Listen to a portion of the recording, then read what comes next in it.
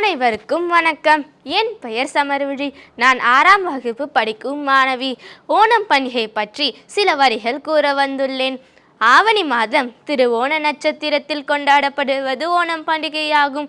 கேரள மாநிலத்தில் கொண்டாடப்படும் ஒரு பாரம்பரிய சிறப்புமிக்க திருவிழா ஓணமாகும்.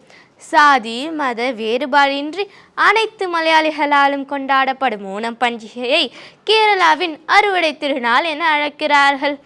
மகாபலி என்ற மன்னர் கேரளத்தை சிறப்போடு ஆண்டு வந்தார்.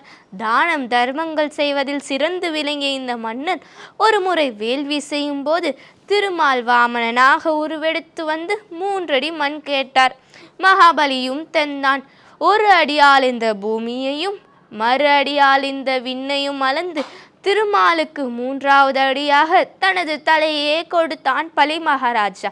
தனது தலையில் கால் வைத்தபடி அவனை பாதாள உலகிற்கு தள்ளினார் திருமால்.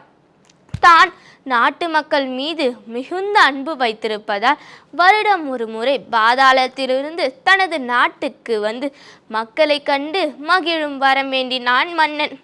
அதன்படி ஒவ்வொரு திருவோண திருநாள் அன்றும் மகாபலி பாதாளத்திலிருந்து பூலோகத்திற்கு வருவதோடு தங்களது வீடுகளுக்கும் வந்து செல்வதாக கேரள மக்கள் நம்புகிறார்கள். இதனை நினைவு கூர்ந்து மகாபலியை மீண்டும் வரவேற்கும் வகையில் இந்த திருவிழா ஆண்டுதோறும் கொண்டாடப்படுகிறது.